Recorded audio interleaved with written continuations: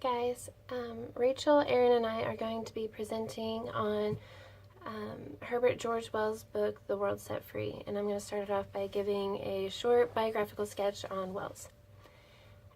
Wells wrote several science fiction works, including The Time Machine, War of the Worlds, The Island of Dr. Moreau Gernsback, and The Invisible Man. He was born in England in 1866, and he was an outspoken socialist, and he initially identified as a pacifist, but he didn't hold to complete pacifism throughout the entirety of World War I. He wrote huge amounts of literature, and he influenced many people's political and social views. Wells had a humble upbringing. His parents were poor shopkeepers in Kent, England, and because they had little money, they had to send Wells and his brothers into apprenticeships. Wells was apprenticed to a draper, and he really disliked his time there, and this was the period of his life that he really became disgusted with the way that society distributed wealth. His parents had to live separately because his mom was a maid, and the household where she worked, they didn't provide a living area for her family to join her.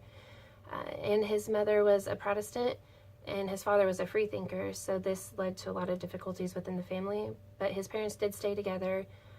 They stayed married even though they had to live apart for some time.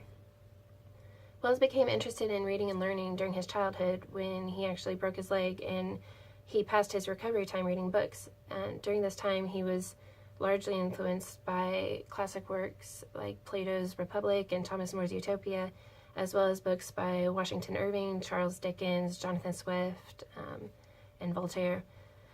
Wells worked hard at becoming a writer, and in college he published a short story about time travel called The Chronic Argonauts, and this was just a preview of the type of science fiction that he would write later on in life.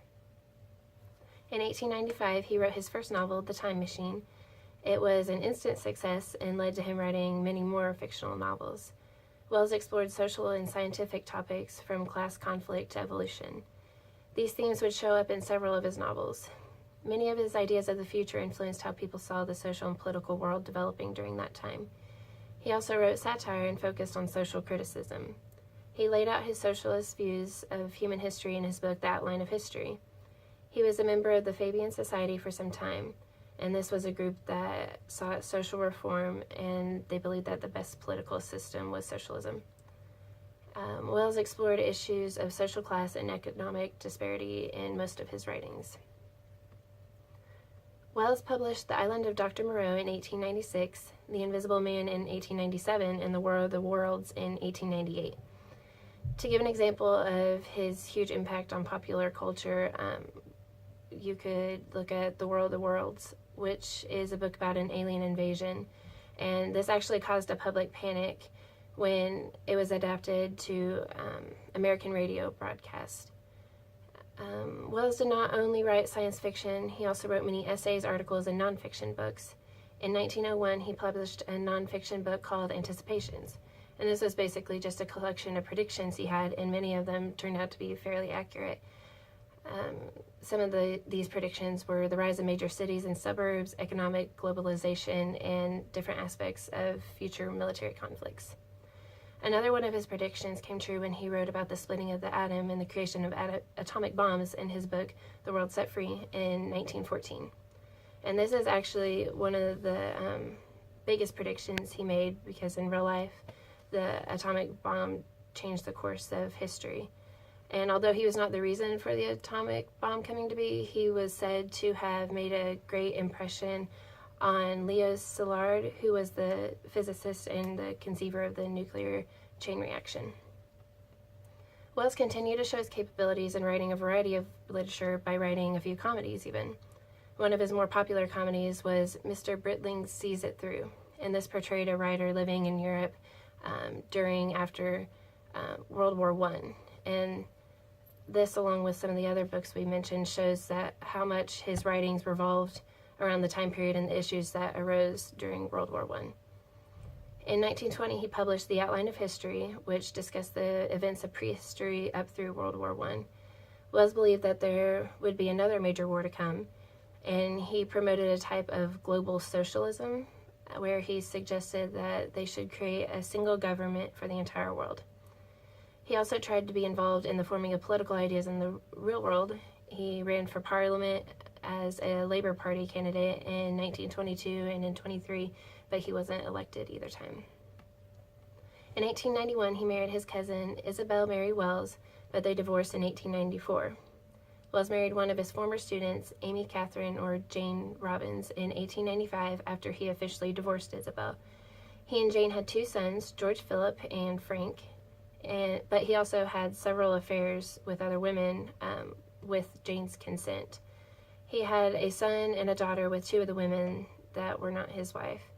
He considered himself a free thinker about sex and sexuality, so he didn't let marriage stop him from having other relationships. Wells wrote a huge amount of literature, and there was one period where he would write about 3 books a year.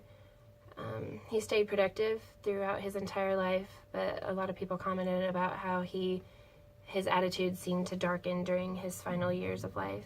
He died on August 13th in 1946 in London.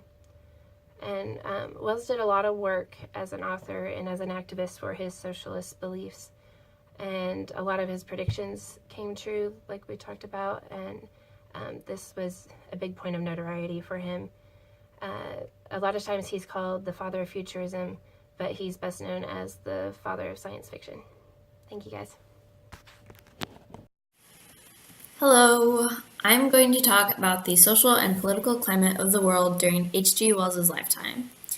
He was born in 1866 in the Victorian era in England, which was a golden age for the country. It was a time of peace and prosperity, and it's the age when the sun was never going to set on the empire. The end of this era was characterized by rapid development in technology. Wells was alive to see the invention of the telephone, the car, the vacuum cleaner, and the airplane. Also, the discovery of penicillin, Einstein's theory of relativity, and the Titanic all came about during this period. Humanity felt like it could accomplish anything. And then World War I happened. World War I was when the world got to see the bad side of the technology that it had been creating. Humanity was shocked by it. Wells wrote The World Set Free right before the start of World War I, and its theme of technology being used as a weapon of destruction was prophetic in ways that the people of that time couldn't have appreciated. Wells lived through the end of World War II, so he was able to witness his science fiction work come to life when the United States bombed Hiroshima. One of the movements that influenced Wells was the rise of Darwinian thought. Darwin published On the Origin of Species in 1859, just before Wells's birth. This was his work that introduced his theories of evolution and natural selection. Then, when Wells was studying to get a degree in biology, he was taught Darwin's theories of evolution, and then Wells included some of these ideas in his works, where he talked about evolution, eugenics, and scientific experimentation. Wells was also influenced by socialism. After the Industrial Revolution, the socialist movement began in response to the poor treatment of the common people. Wells was a member of the Fabian Society in Britain, which was a group that sought the slow integration of socialism through social reform. Wells was also a part of the Labour Party in Britain, and he ran unsuccessfully for Parliament twice. He wasn't afraid to discuss his social classes and economic disparity in his works, and he advocated for global socialism and one world government. Lastly, Wells and The World Set Free were influenced heavily by the discovery of radioactivity. In 1896, a French physicist by the name of Henri Becquerel discovered the existence of radioactivity, and by 1911, which is 2 years before Wells would write The World Set Free, Ernest Rutherford presented his model of the atom, which is the basis for our modern understanding of the structure of the atom. Scientists understood that radioactivity is the slow release of energy over time, and some theorized that if the process could be sped up, then a large amount of energy could be released all at once. Wells was inspired by this concept, and he wrote his book about the weaponized use of this power. Thanks to World War II, humanity made this possibility a realization long before it might have otherwise happened.